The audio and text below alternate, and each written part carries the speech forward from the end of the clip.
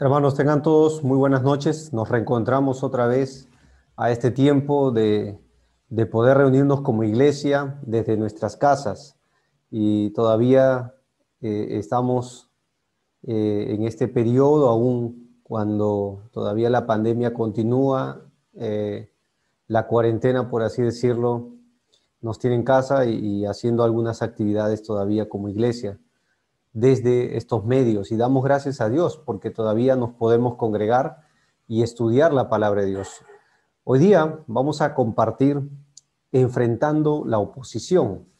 Estamos estudiando el libro de Nehemías y cuando uno ve la última carta que Pablo escribió a su hijo en la fe, Timoteo, antes de morir, esto es lo que él escribió en el capítulo 3, versículo 12 de segunda Timoteo. Esta segunda carta fue su carta final y en estas palabras él le aclara algo que sí o sí tendría que atravesar como discípulo y fiel seguidor del Señor Jesucristo. La palabra de Dios dice en segunda de Timoteo 3:12, también todos los que quieren vivir piadosamente en Cristo Jesús padecerán persecución. Lo vuelvo a leer, dice, y también todos los que quieran vivir piadosamente en Cristo Jesús padecerán persecución. La persecución y la gran oposición viene cuando un creyente desea hacer de todo corazón la voluntad de Dios.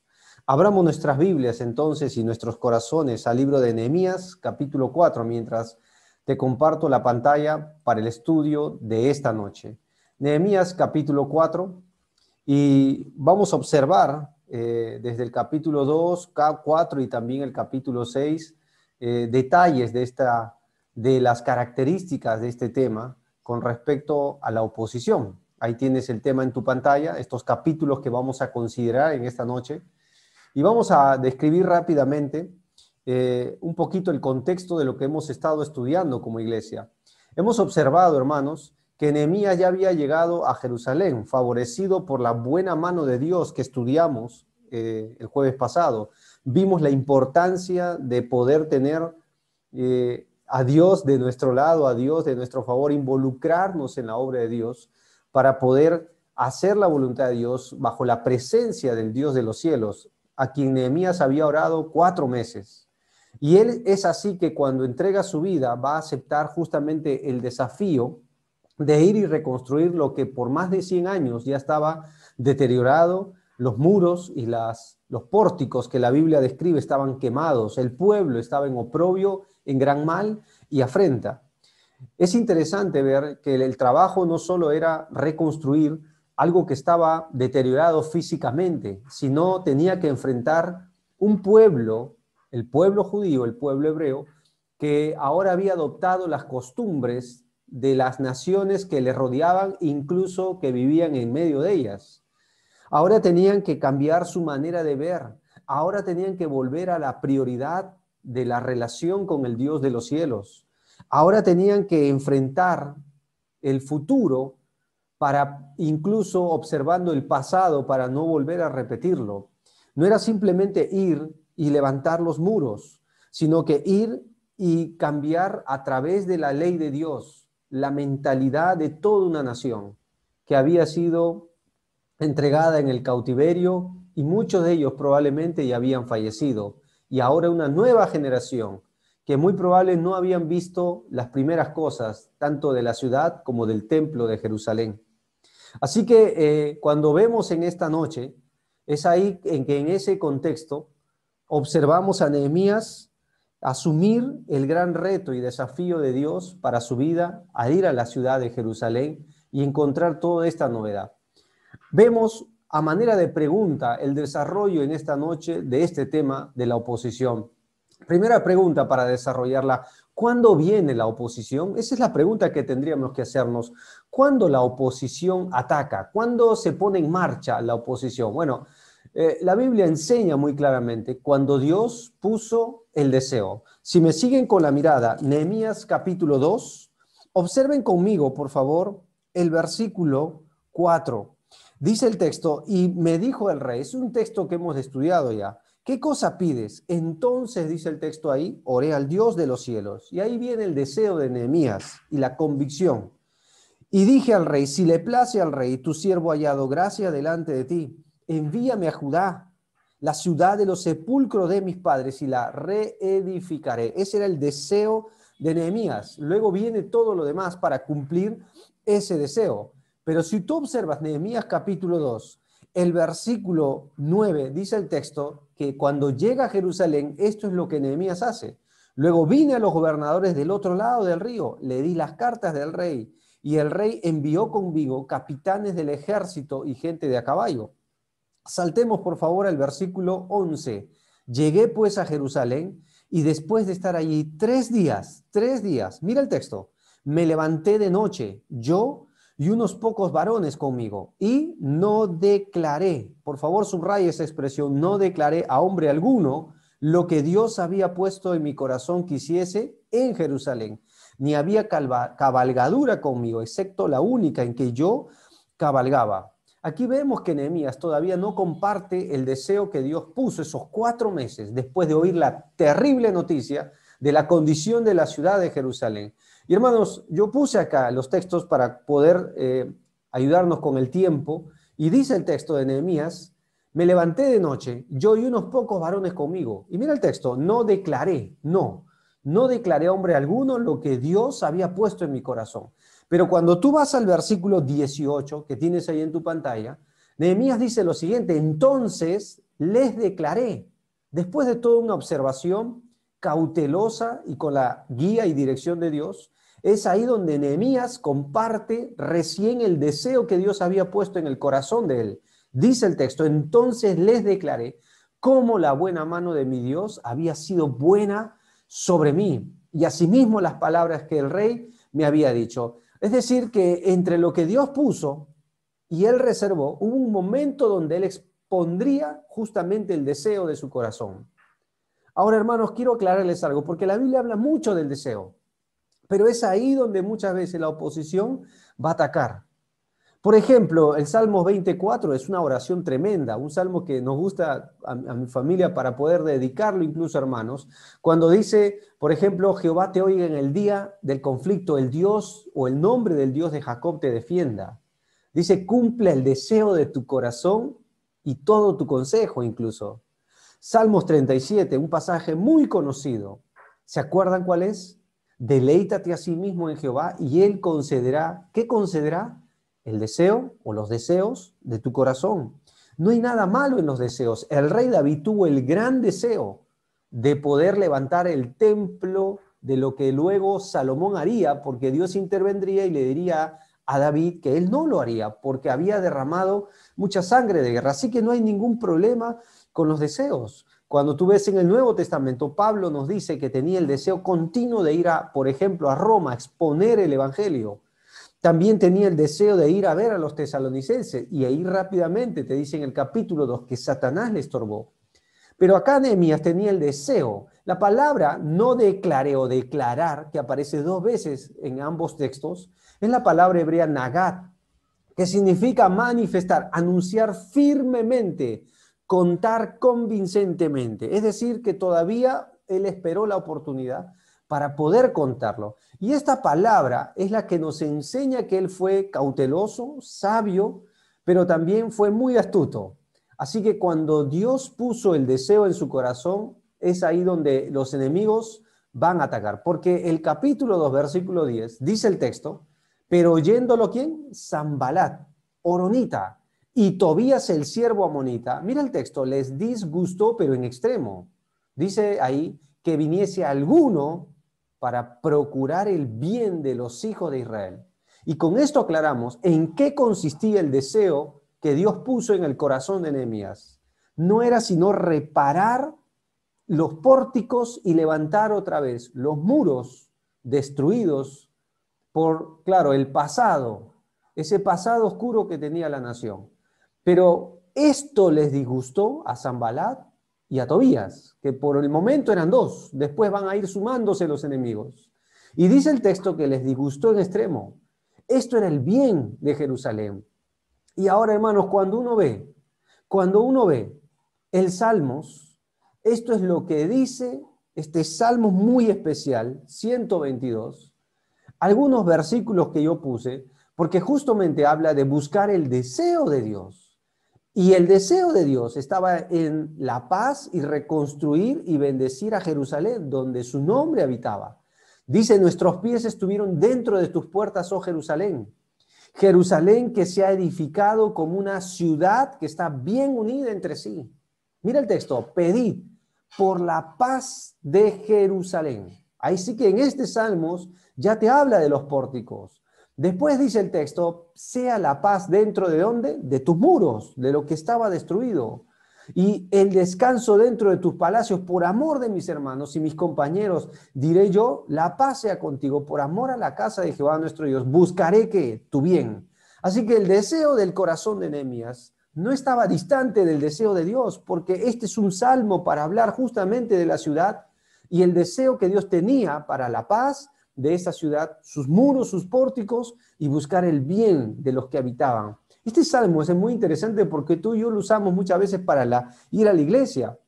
Yo me alegré con los que decían, a la casa de Jehová iremos. A eso se refiere los primeros versículos de este salmo. Así que vemos que los enemigos se disgustan justamente cuando tenía el deseo en su corazón. Entonces yo te voy a hacer una pregunta en esta noche. ¿Qué es el deseo de tu corazón, hermanos?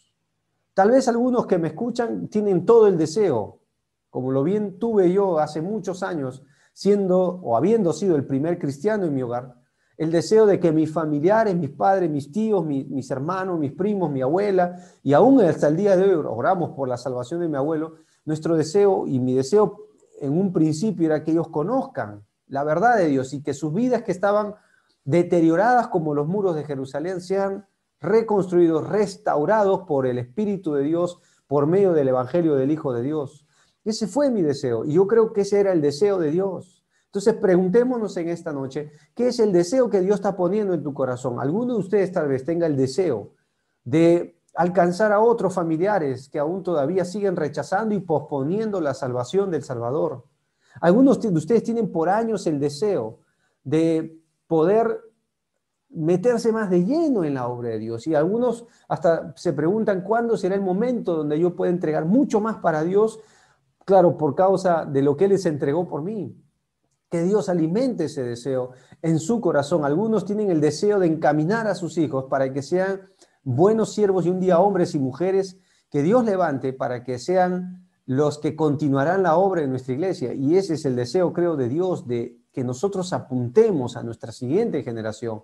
Así que en este deseo es donde los enemigos atacan. En segundo lugar, cuando hubo una disposición, mira, el texto dice, entonces les declaré, dice Nehemías 2:18. Ahí recién, no solo el deseo ahora se va a convertir en una confirmación. Les declaré como la buena mano de mi Dios había sido buena sobre mí.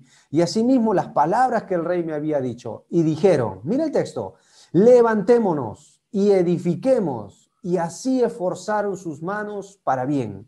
El bien que se describe en el Salmo 122, aquellos que buscan el bien, la ciudad del Dios viviente. Y aquí vemos a una nación y a un pueblo que aun cuando estaba en oprobio y en vergüenza, se levantaron, tomaron una decisión, una disposición del corazón. Dios nunca usará nuestras vidas solo por un deseo. Muchos de ustedes viven por deseos y Dios ha puesto ese deseo en sus corazones por años. Pero si no se disponen, hermanos, nunca podrán disfrutar, nunca podrán ser parte más allá de lo que Dios quiere hacer con sus vidas. Nehemías no solo comparte el deseo, él se dispuso a cumplir la voluntad de Dios. Y vemos acá que contagió en este esfuerzo acerca de levantar lo que estaba destruido. Y quiero decirte que este deseo no era algo personal. Este deseo no era algo que se le ocurrió de un momento a otro.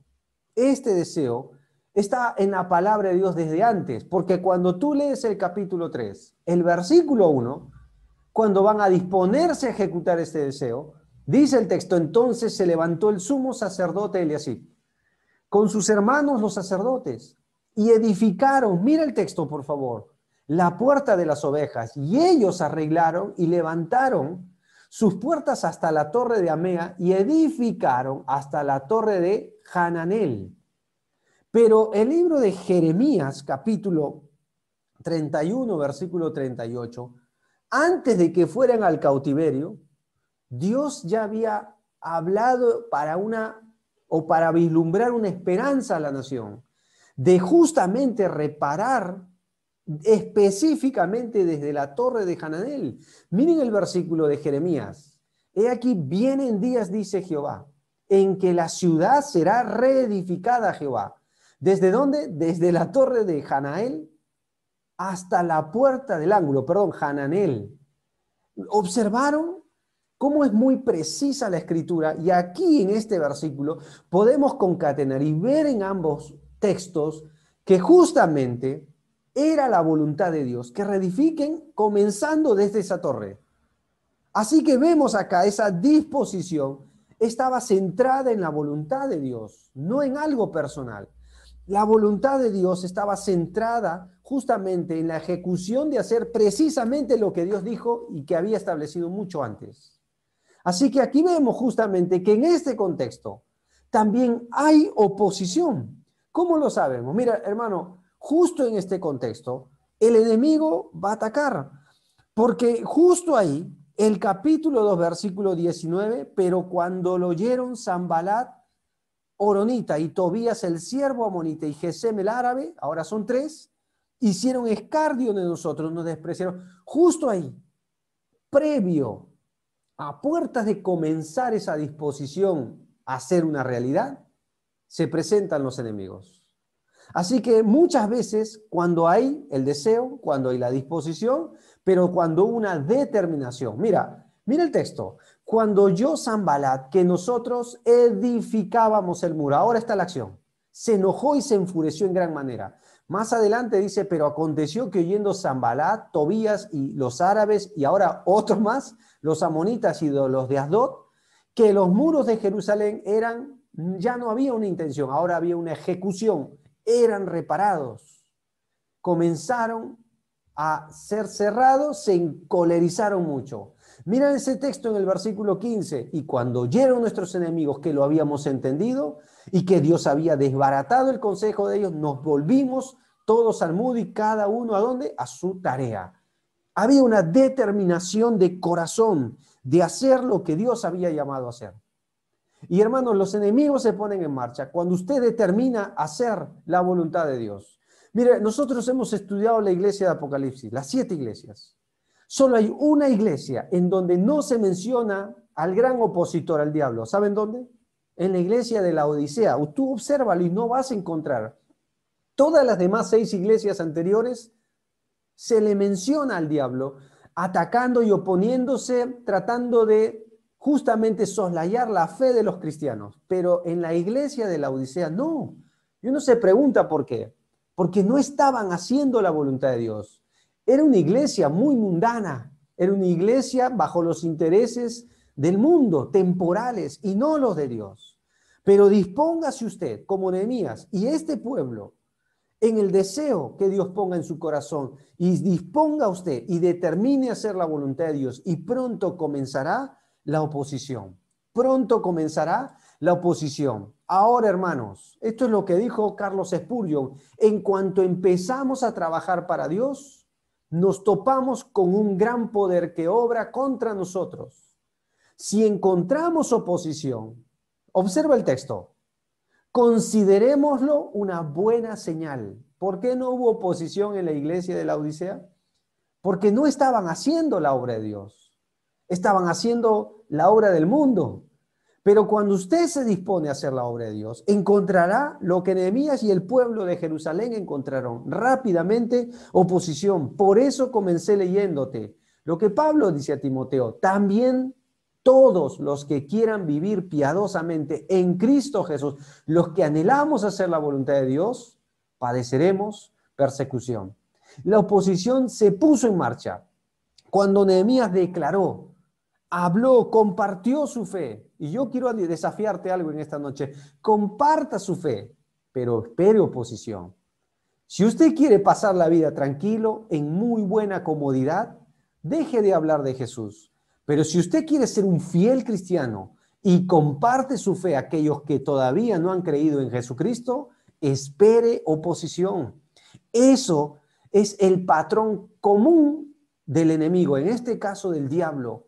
Y aquí vemos el mismo patrón desde los tiempos antiguos de Nehemías. Así que ya sabemos cuándo viene la oposición. Segunda pregunta, ¿cómo ataca la oposición?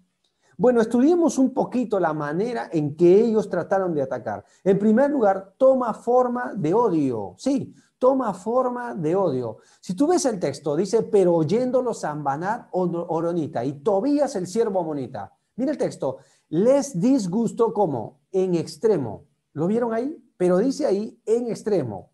La palabra extremo es arruinar, apesadumbrar. Se apesadumbraron de que alguien viniera para levantar lo que estaba destruido. Que alguien haga la voluntad de Dios. Mira otro texto. Cuando oyó Sanballat que nosotros edificábamos el muro, mira el texto, se enojó y se enfureció, pero ahora en gran manera. Mira el texto, la palabra enfurecer ya no es la misma que disgustar. Es la palabra atormentarse, rabiar, irritar literalmente. Cada vez iba creciendo más la cólera de estas personas. Mira otro texto, el versículo 17. Pero aconteció que oyéndolo Sanballat y Tobías y los árabes, los amonitas y los de Asdod, estos son filisteos, que los muros de Jerusalén eran reparados, porque ya los pórticos comenzaban a ser cerrados, se encolerizó mucho, y la palabra encolerizar es brillar de cólera, indignarse, pero por celos. ¿No es así que la oposición ataca? Cuando hay celos, cuando ven que, bueno, las personas, las familias empiezan a involucrarse en la obra de Dios, y claro, empieza rápidamente a poner en marcha todos los efectos que puede la oposición, y claro, se va a enojar, se van a atormentar, se van a rabiar, hasta indignarse, pero esto no es un celo santo, es por celos carnales. Y aquí vemos a estos enemigos disgustándole en extremo. Ahora, cuando uno abre la Biblia en el Nuevo Testamento, es un patrón común el enojo de aquellos que se oponen a la obra de Dios. Déjame darte dos ejemplos. El primero, ¿se acuerdan de Esteban? Cuando lo convocan al Sanedrín y claro, le imponen para que no hable más del nombre de Jesús, de la resurrección de Cristo, y él da un discurso tremendo, escatológico, muy ordenado, con respecto a la historia de Israel, y al ir concluyendo, Hechos 7, bueno, ahí es el versículo 54, esto es lo que dice, Esteban, y oyendo estas cosas, ¿qué hicieron los del Sanedrín? Regañaban de sus corazones, crujían sus dientes contra él, estaban enojados, por eso le condenaron a muerte. Otro ejemplo, los discípulos en Hechos 5:33. Ellos, oyendo esto, es decir, los del Sanedrín, ¿cuál fue su reacción? Se enfurecían y a tal punto que dice que querían matarlos. ¿Lo notaron? Mira, hermano, haz la voluntad de Dios y el disgusto de los que odian a Dios se hará visible, se hará notorio en cualquier momento. Haga usted la obra de Dios y en un momento usted se ganará enemigos. Y acá vemos que hacer la voluntad de Dios despertó el odio de los que se oponen, despertó el odio de aquellos que estaban en contra del bien de la ciudad que Dios amaba, donde había puesto su santo nombre. Así que aquí vemos que una de las cosas, cómo se presenta la oposición, es por medio o en forma de odio. En segundo lugar, toma forma de burlas y también de menosprecio. ¿Cómo sabemos esto? Mira, pero cuando lo oyeron Sanballat horonita, Tobías el siervo amonita y Gesem el árabe, ¿qué hicieron, hermano? Escarnio. Esta es una burla tenaz contra el pueblo de Israel. De nosotros y nos despreciaron. Mira el texto. Mira el versículo más adelante. Hizo escarnio. ¿De quién? De los judíos. Y habló delante de sus hermanos y del ejército de Samaria y dijo, ¿qué hacen estos? Mira el texto, débiles judíos, así los llamó.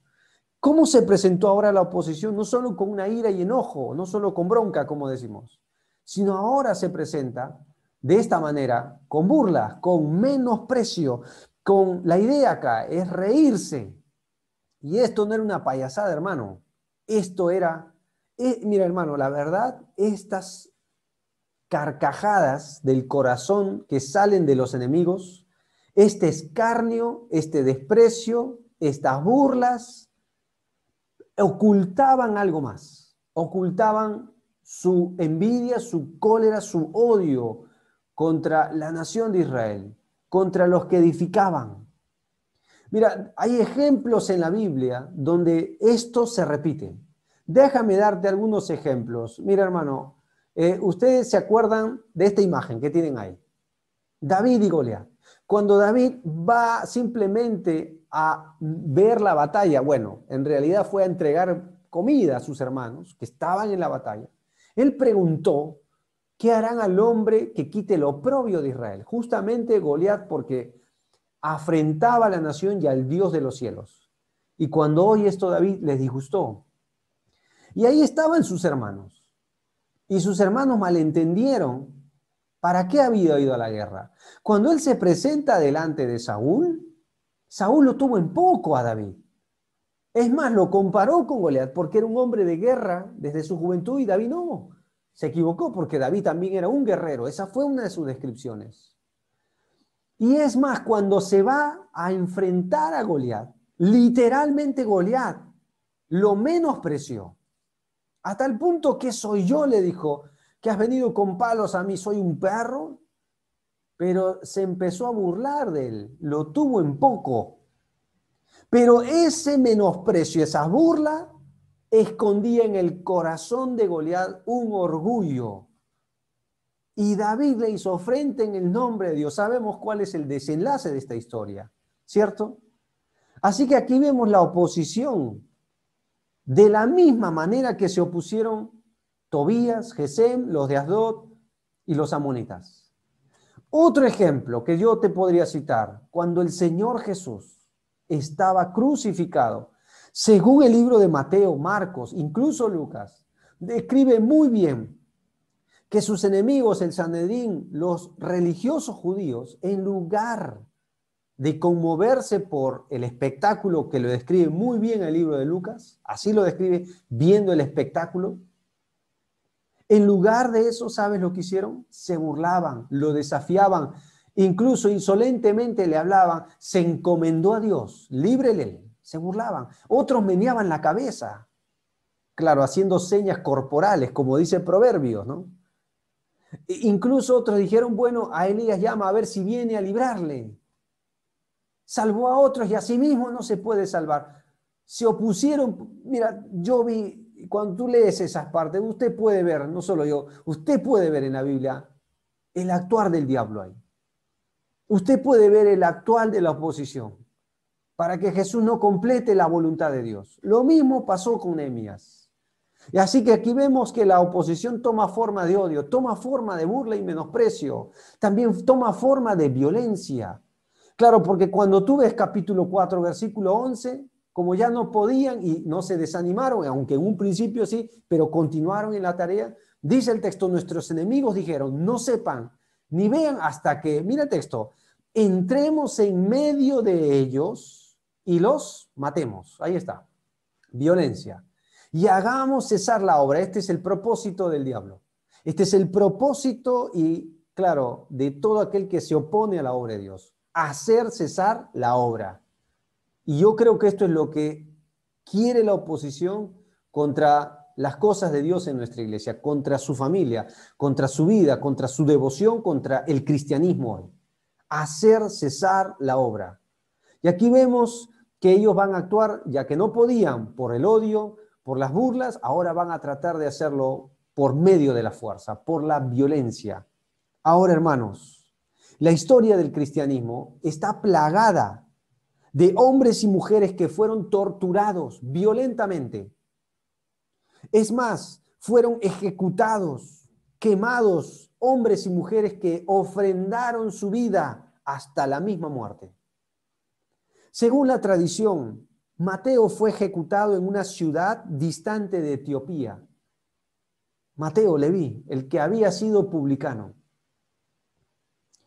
Marcos expiró en Alejandría después de ser cruelmente arrastrado por las calles de la ciudad. Lucas fue colgado en un olivo en Grecia. Juan, el discípulo amado, fue arrojado en una olla de aceite hirviendo, que luego de escapar milagrosamente fue exiliado a la isla de Patmos, de donde escribe la carta Apocalipsis, justamente esa gloriosa carta. Pedro fue crucificado de cabeza en Roma. Jacobo fue muerto a espada en el mismo Jerusalén. Jacobo el menor fue lanzado del pináculo del templo y luego apaleado. Hermanos, a veces es así. A veces la oposición toma esta forma de violencia. Juan Hus, quien tienes ahí en tu pantalla, un hombre que no se retractó de la verdad de Dios, de manifestar su fe en el Hijo de Dios. ¿Saben cuál fue su destino? Fue quemado en la hoguera. Fue calumniado, presentado como un hereje por creer en el Evangelio de Cristo, solo por la fe. ¿Qué tal si nosotros podemos hablar del gran reformador Martín Lutero? Hombre que fue perseguido por justamente enseñar que no era la salvación por obras, que no era por los credos de la iglesia, no era por la indulgencia, no era por darlos el dinero literalmente al clérigo en aquel tiempo, era solo por la fe en Jesucristo. Uno de sus libros favoritos, Romanos, mas el justo por la fe vivirá. Y él dijo, a menos que me comprueben por las Escrituras, no voy a retractarme.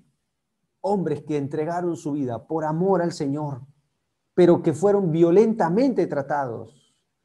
Wycliffe, un hombre que también fue ejecutado por su fe, por, claro, grandes hombres que reformaron.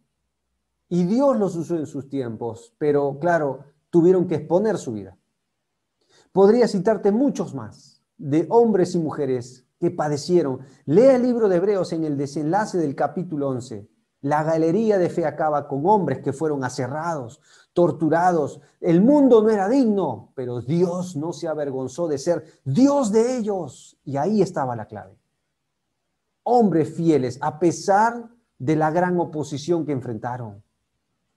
Mira, algo más, toma forma de corrupción. Claro, es interesante ver cómo el enemigo tiene muchas estrategias de poder hacer cesar la obra de Dios. Y en el libro, no solo de Nehemías, sino de Esdras, vas a ver que ellos usan mucho una expresión, en este caso, la oposición para detener la obra de Dios. En el libro de Nehemías, Nehemías se dio cuenta de algo. Cuando le invitaban a dejar la obra de Dios, dice, y entendí que Dios no lo había enviado, sino que hablaba aquella profecía contra mí, porque, mira la razón, Tobías y Sanbalat lo habían sobornado. Mira el texto. Y más adelante dice, porque fue sobornado para hacerme temer así y que pecase y le sirviera de mal nombre con que yo fuera infamado. Y esto es una de las estrategias más sutiles, el soborno. El cohecho que la Biblia, por cierto, condena. Es una de las maneras más significativas que el enemigo ha usado y ha tenido gran éxito. Corromper, sin necesidad de sacar del puesto a un líder, a un expositor de la palabra, corromper su corazón. Es importante que nosotros estemos atentos a este aspecto de la estrategia, de todo este mecanismo que la oposición usó en tiempos de Nehemías. Porque lo mismo hará con nosotros. Mira, a Pablo incluso se le acusa, en la segunda carta a los Corintios, él tiene que exponer su defensa, como que él predicaba el evangelio por dinero. Que Dios nos libre. Y él dice, ay de mí, si no predico el evangelio y lo presente gratuitamente. Es gratis. No es por un salario. Jesús llamó a los religiosos de su tiempo asalariados, que cuando ven venir el ladrón o el lobo, abandonan la oveja porque son asalariados. Y es importante que tú y yo prestemos atención a estos detalles, porque hoy se han levantado cantidad de hombres, muy buenos expositores. Y claro, hombres que tienen apariencia de piedad, pero según el libro de Pedro, ven a la gente para hacer solo mercadería. Mercadería. Pedro usa muy bien esta expresión. para describirlos, para corromper la iglesia. Así que si no puede hacerlo por medio de la violencia, lo hará por medio de la corrupción. Te voy a poner un ejemplo para que no olvidemos que la oposición se presenta así. ¿Te acuerdas de Judas Iscariote? Quien traicionó y le entregó con un beso al maestro aquella noche. Quien vino con una turba de alguaciles de los sacerdotes para arrestar al Hijo de Dios con palos y toda una turba. Y claro, la Biblia nos enseña muy claramente en el libro de Hechos que fue con el salario de su iniquidad, fue por dinero, fue sobornado, fue por coima, como tú y yo usamos ese término muy popular en estos días. Fue por esa razón que entregó al Hijo de Dios a ser crucificado. Y luego terminó ahorcándose y luego, bueno, según el libro de Hechos, se reventó, ¿verdad? Eso es lo que dice el libro de Hechos. Así que vemos que la oposición ataca de esta manera, en forma de odio, en forma de burlas, de menosprecio, en forma de violencia. Amados hermanos, quiero que presten atención y no se les vaya por ningún motivo que nuestra manera de servir a Dios es por amor a Él. Según el libro de Hebreos, es por gratitud a Él y mediante el temor a Dios y la gratitud sirvámosles con temor y reverencia. Y las grandes razones es porque no hay una recompensa humana que debemos buscar, sino una divina. Y Dios promete recompensas divinas. Claro que sí. Porque Dios no es injusto para olvidar nuestro trabajo y obra de amor hacia los santos, habiéndoles servido y aún, es decir, continuando. Por eso debemos seguir creciendo, Pablo dice a los Corintios, en la obra del Señor siempre, sabiendo que nuestro trabajo en Dios no es en vano. No lo es, por supuesto que no. Y lo que haría Nehemías, y lo que haría básicamente con toda la nación de levantar lo que estaba destruido, no sería en vano. La oposición estaría, claro que sí, pero no sería en vano. Tercera pregunta, ¿qué ataca a la oposición? Hemos visto cuándo lo hace, hemos visto cómo lo hace. Ahora la pregunta es, ¿qué ataca? Bueno, en primer lugar, tiene tres direcciones según lo que veo acá en Nehemías, según el libro de Nehemías. Tiene tres direcciones. Mira, yo puse el pasaje ahí en tu pantalla, Nehemías 4:2. En este solo versículo podemos ver las tres direcciones. Y habló delante de sus hermanos y del ejército de Samaria y dijo, ¿qué hacen estos? Mira el texto, débiles judíos. Esta es la primera dirección a las personas. ¿Qué ataca a la oposición? A las personas. Número 2, se les permitirá volver a ofrecer sus sacrificios. Esto es el plan de Dios, porque el plan de Dios detrás de reconstruir los muros y la ciudad era para volver a adorar al Dios de los cielos, para restablecer la relación con Dios rota por años. Mira, y esto, claro, nos lleva al tercer punto, al pasado. Acabarán en un día, mira sus palabras cuidadosas de la oposición, resucitarán de los montones del polvo de las piedras que fueron quemadas. Está hablando del pasado. Son tres cosas que ellos atacan. Las personas que hacen estos débiles judíos, así los llamaron. Mira, el plan de Dios se les permitirá ofrecer su sacrificio. Ellos sabían cuál era el objetivo de levantar todo aquello que estaba destruido. Y número 3, sabían el pasado de la nación. Dice, resucitarán de los montones del polvo las piedras que fueron quemadas. Les trajeron el pasado al presente para frotárselos en la cara, ¿no? Sin embargo, hermanos, tenemos que ser muy sensatos al ver bien cuidadosamente lo que ellos dijeron. Porque es verdad que ellos eran débiles como personas. Era verdad. No era mentira. Pero no soy débil porque me lo dice el enemigo, sino porque Dios me dice que en mi debilidad yo puedo confiar a Dios. Todo aquello que sea una falencia en mi vida, una limitación en mi vida. Porque como dice Pablo en los Corintios, que el poder de Dios se perfecciona en mi debilidad, en tu debilidad. Qué tremendo Dios que tenemos. Así que cuando usted se sienta débil, no se desanime, es una realidad, sí. Pero también es real que usted puede confiar en esa debilidad en Dios.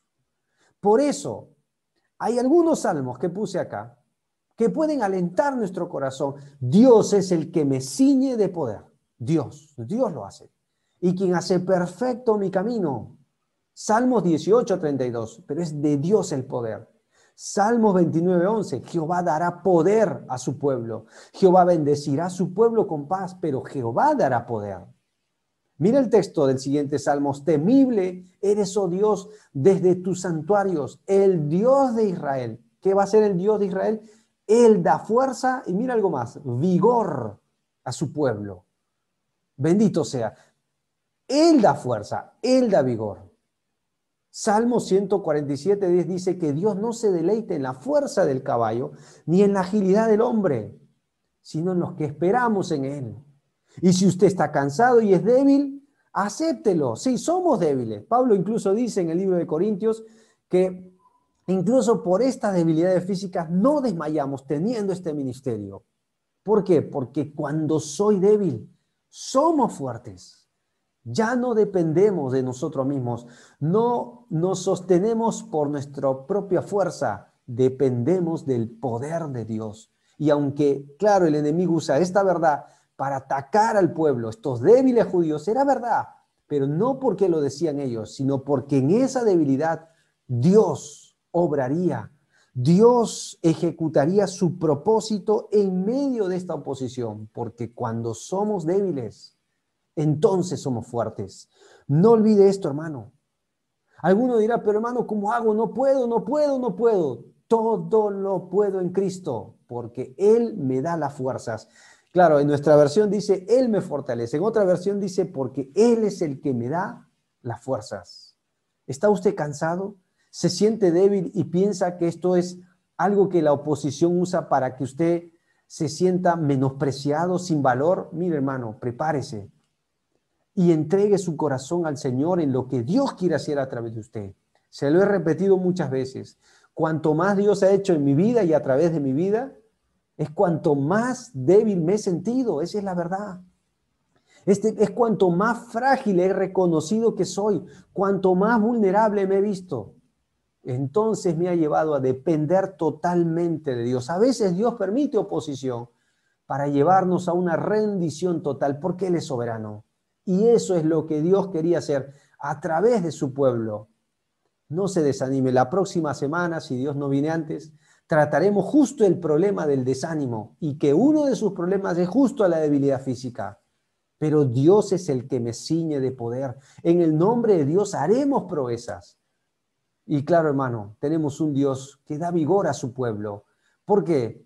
Porque Él multiplica, dice Isaías 40, las fuerzas del que no tiene ningunas. Y los que esperamos en Jehová, renovaremos nuevas fuerzas. Caminaremos y no nos cansaremos. Correremos y no nos fatigaremos. Levantaremos alas como el águila, dice el Señor, en medio de la tempestad. Y en este caso, en medio de la oposición. El plan de Dios, claro, ellos atacaron el plan de Dios. Y claro, ¿cuál era el plan de Dios? Levantar los muros. Aquello que estaba en una realidad también destruida. Porque fue justamente por su desobediencia como nación que ellos dejaron de ofrecer sus sacrificios. Lo hicieron, según el libro de Crónicas 36, a los ídolos y no a Dios. Pero ahora Dios estaba dispuesto a hacer continuar ese plan, porque fiel es el que lo prometió. Porque fiel es Dios, que cuando Dios dice algo, Dios cumple. Y como hemos visto en mensajes anteriores, Jehová cumplirá su propósito en mí. Porque el que comenzó en nosotros la buena obra, la perfeccionará, su plan hasta el día de Jesucristo. No lo olvidemos. Y va a usar el pasado, la oposición. Claro que sí. Los enemigos usan la oposición, el pasado a través de la oposición. Y yo sé que estoy hablando en esta noche con muchos hermanos y hermanas que hemos cometido tremendos, no voy a decir errores, sino horrores en nuestra vida pasada. Y hasta nos avergonzamos de recordar o incluso volver a traerlo al presente. Y el diablo es muy especialista en traer el pasado al presente para paralizarnos, inutilizarnos, para congelarnos, por así decirlo. Y claro, Ellos dicen, resucitarán de los montones y del polvo las piedras que fueron quemadas. Hermanos, en la Biblia hay ejemplos de hombres y mujeres que tuvieron un mal pasado. Las damas están estudiando mujeres que tuvieron que ver en la genealogía directa del Señor Jesús, consanguíneas. La descendencia del Señor Jesús incluye mujeres como Eva, la primera mujer, quien por causa de su desobediencia y la del hombre entró el pecado al mundo. Pero la promesa de Dios es que el heredero de su simiente arreglaría eso. El Señor Jesucristo. Las mujeres están viendo también, las damas, las hermanas, la vida de Tamar, una mujer que, mira, cometió incesto con su suegro Judá, pero aparece en la genealogía de Dios, aparece Ruth la Moabita, aparece, mira, mujeres como Rahab la ramera, una mujer gentil de Jericó, pero según Santiago lo asocia justamente con Abraham en la fe, y ella, una mujer gentil, ambos por la fe, que fueron justificados solo por la fe. Y uno se pregunta, ¿por qué aparecen mujeres así? ¿Saben por qué? Porque la Biblia nos enseña que cuando abundó el pecado, sobreabundó la gracia de Dios. El pasado fue resuelto por las manos del Dios de los cielos. Mi pasado ya está enterrado en lo profundo del mar. Y si hay alguien que me escuche en esta noche, que está siendo atormentado por su pasado, venga al Hijo de Dios, que Él murió sabiendo su pasado. Igual se entregó por usted. Y aún a pesar del pasado de la ciudad deteriorada, destruida, Dios es especialista en restaurar vidas, como lo haría con su gloriosa nación, con aquel pueblo que estaba en decadencia. Dios es especialista. Sus manos sanan, vimos la semana pasada, pero también, a pesar de que hacen la herida, vendan, hieren, pero sanan y curan. Las manos del Dios Todopoderoso pueden arreglar nuestros pecados, nuestras vidas, solo en el Hijo de Dios. El mejor ejemplo es el apóstol Pablo, quien en su carta a Timoteo les dice muy claramente que habiendo sido blasfemo, perseguidor, injuriador, fui recibido a misericordia, le dice a Timoteo, porque la gracia de Dios fue mayor sobre mí. ¿Está siendo usted limitado por su pasado? La gracia de Dios es suficiente para usted, aun cuando ese pasado haya sido algo muy doloroso. La gracia de Dios es suficiente. Y vemos acá cómo atacó la oposición, sacando esto a luz del pasado. La pregunta para ir concluyendo, ¿cómo responder ante la oposición? ¿Cómo respondo yo ante la oposición, hermanos? Es muy buena pregunta en esta noche. ¿Cómo respondió Nehemías cuando vinieron los enemigos? ¿Cómo respondió cuando vinieron directos de una manera progresiva y en mayor número cada vez, pero venían directos? ¿Cómo respondo? Hermano, me gustaría concluir con 3 aspectos y me gustaría que esto quede muy bien grabado. En primer lugar, responda con una muy buena comunión con el Señor. ¿Cómo comienza el libro de Nehemías? Con la oración de Nehemías. Mira, Nehemías en Susa tenía una comunión con Dios. No fue excusa la cultura, el trabajo secular, ya lo vimos. No fue una excusa el imperio y la cultura asfixiante en el que él vivió, las reglas de vida que él tenía en Susa. Mira, cultura medo-persa. No fue una excusa para no desarrollar y cultivar una relación con Dios. Cuando él llega al punto clave de su vida, cuando el rey se da cuenta que él está triste, Nehemías 2, versículo 4, el mismo rey le pregunta, ¿qué cosa pides? Es decir, como vimos ya en estudios anteriores, ¿cómo puedo ayudarte? Entonces oré al Dios de los cielos. Esto te habla de una comunión con él, una comunión con él. Desarrolle una relación personal con el Hijo de Dios. Hermanos, quiero decirles con toda claridad que tu prioridad, mi prioridad, para cada uno de nosotros, no es lo que hacemos para Dios. ¿Saben qué es nuestra prioridad? Es quiénes somos delante de Él.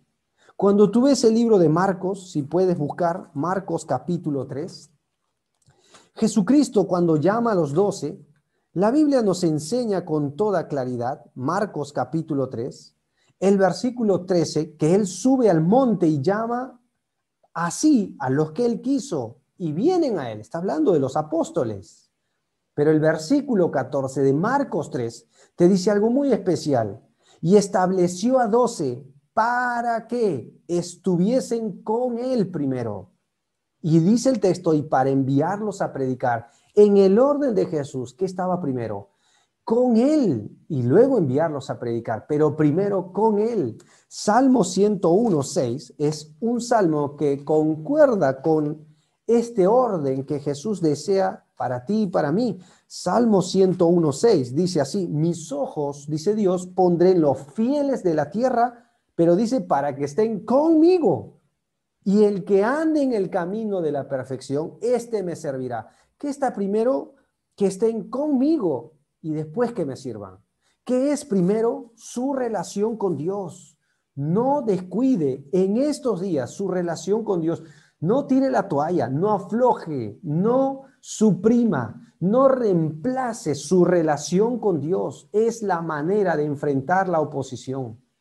Mira, cuando Jesús fue luego de su bautismo, un evento público impresionante, es impulsado por el Espíritu al desierto. Ahí viene el tentador, el opositor. Con que tú eres el Hijo de Dios, con que tú eres el Hijo de Dios, sí, tú eres Hijo de Dios. ¿Se acuerdan, no? En los evangelios es muy claro que el opositor viene, el mismo diablo. ¿Por qué respondió Jesús de la manera que respondió? Escrito está, escrito está, escrito está. Bueno, ¿qué había estado haciendo? Había estado ayunando 40 días y 40 noches. ¿Qué es ayunar para un judío? Es abstenerse de cosas físicas para establecer una relación con el Dios de los cielos. ¿Qué había hecho Nehemías? Había hecho lo mismo. ¿Qué es nuestra prioridad en estos días? Su y mi relación con el Dios de los cielos. Lo he dicho y lo voy a volver a repetir anteriores veces. El cristianismo no es un sistema de filosofías o creencias humanas. Es más, el cristianismo ni es una religión. El cristianismo es una persona y uno puede tener relación con esa persona. Se llama Jesucristo. Nunca hubo nadie como Él. Nunca lo ha habido, nunca lo habrá. Usted puede tener una relación con Él. Hermanos que ministran en la obra de Dios, sigan cultivando y desarrollando, enseñando, inculcando este gran principio. Nehemías lo tuvo. Cuando va a enfrentar capítulo 4 la oposición, versículo 4 dice: oye, oh Dios nuestro, que somos objeto de su menosprecio. Él va a seguir orando. Y cuando va a acabar el libro, ya, por no compartirte todo el libro ya, las últimas palabras en el versículo 31 del capítulo 13 dice: y para la ofrenda de la leña de los tiempos señalados y para las primicias, acuérdate de mí, Dios mío, para bien.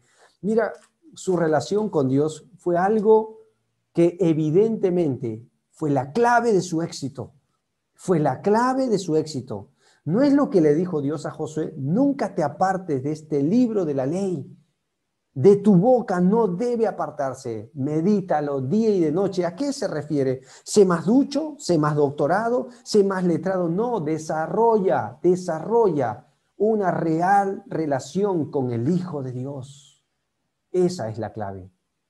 Segundo principio, para enfrentar la oposición, mantenga una buena conciencia. Y esto lo vamos a ir viendo más adelante, porque como no pudieron, por medio de la violencia, por medio de las burlas, del menosprecio y de la ira, van a hacerlo por medio del soborno y van a sobornar a líderes de este pueblo, del pueblo de Israel. Y más adelante en Nehemías capítulo 5, tú vas a ver que las autoridades que estaban anteriores a Nehemías habían incluso impuesto cargas, tributos sobre el pueblo, los asfixiaban con esto. Y Nehemías 5, el versículo 15, las últimas palabras, Nehemías dice: pero yo no hice así a causa del temor de Dios. Tenga una conciencia sin ofensa. Pablo habla mucho de la conciencia. La Biblia habla en el Nuevo Testamento muy especialmente de la buena conciencia.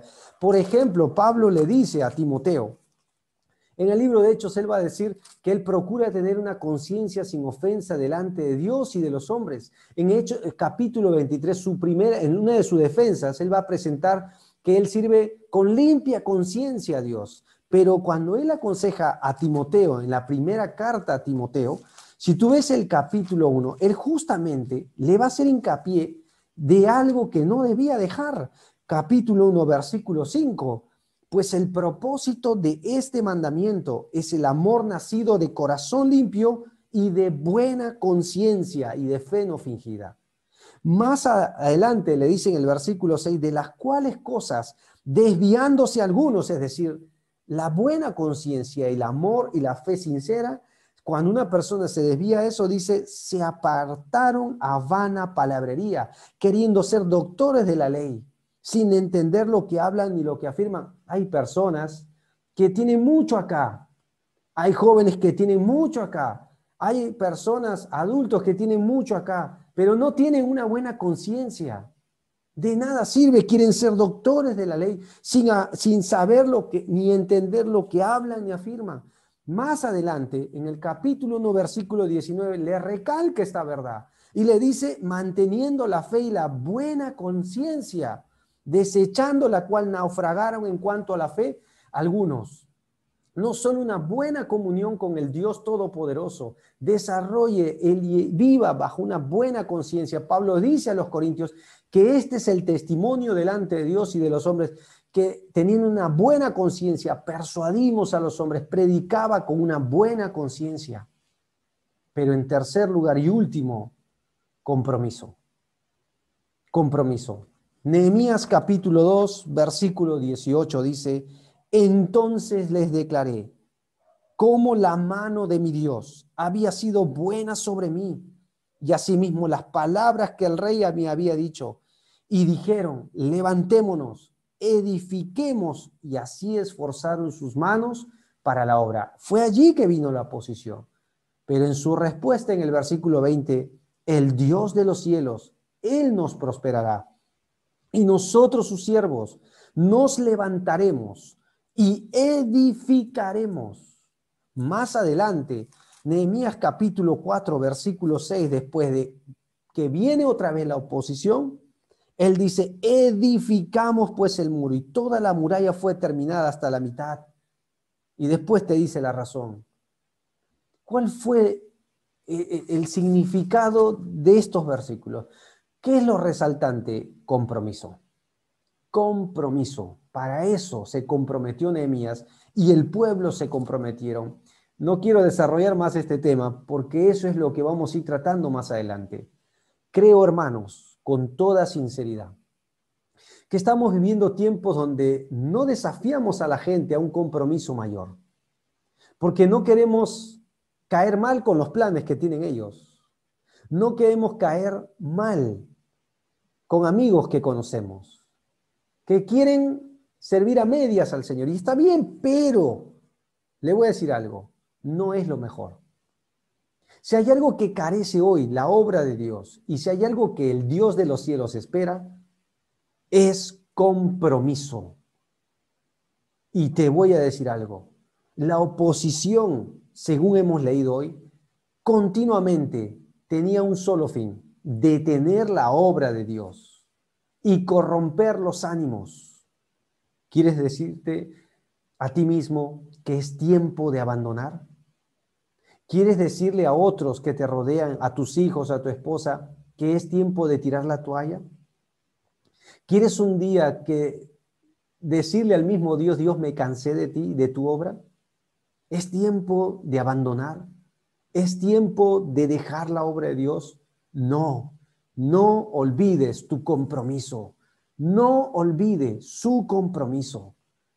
Nos comprometimos con el Dios de los cielos y seamos leales al Dios de los cielos. Cuando nosotros teníamos habitualmente en la escuela la costumbre de comenzar la formación con los alumnos, una de las partes que uno esperaba mucho era delante de la bandera y el escudo nacional de nuestra patria.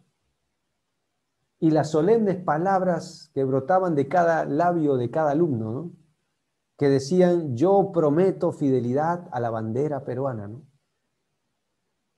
¿Y qué tal si en esta noche alguno que me escucha pueda renovar su compromiso? Porque tal vez no está en sintonía con el Dios de los cielos, pero Dios le da oportunidad en esta noche.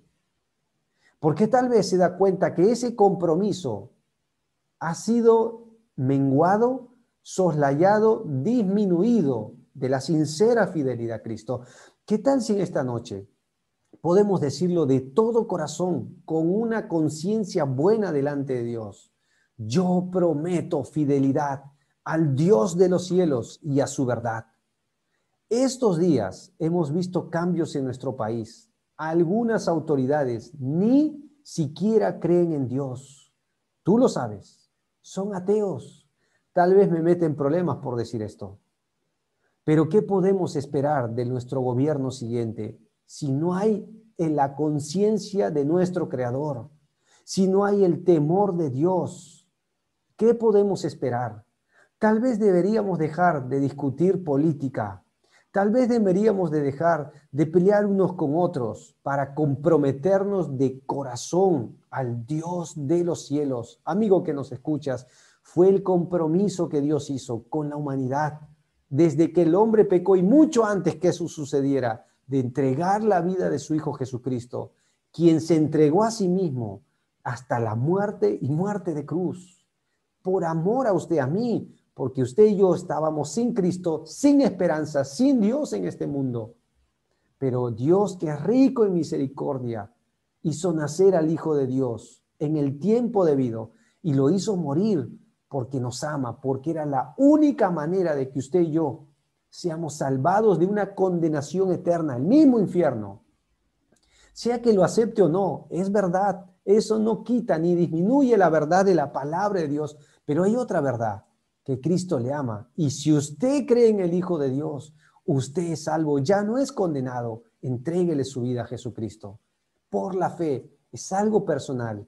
Y haga un compromiso de ser un hijo de Dios, poniendo su fe y su corazón en Jesucristo. Solo Él puede dar el perdón y la vida eterna. Solo Él puede darle herencia segura en los cielos. Solo Él puede darle esperanza eterna. Solo Él puede transformar su vida. Amados hermanos, ¿es tiempo de abandonar? Amados hermanas, ¿es tiempo de aflojar en las cosas de Dios? Sigue en pie, comprometámonos porque Dios es Dios por sobre cualquier oposición de nuestra vida. Por cualquier oposición que enfrentemos, Dios es Dios. Comprométase y es lo mejor que podrá pasar. Y aquellos que ya estamos comprometidos, hasta que la muerte nos separe, no, hasta que Él venga, que así sea una realidad en nosotros. Muy buenas noches, que Dios les bendiga.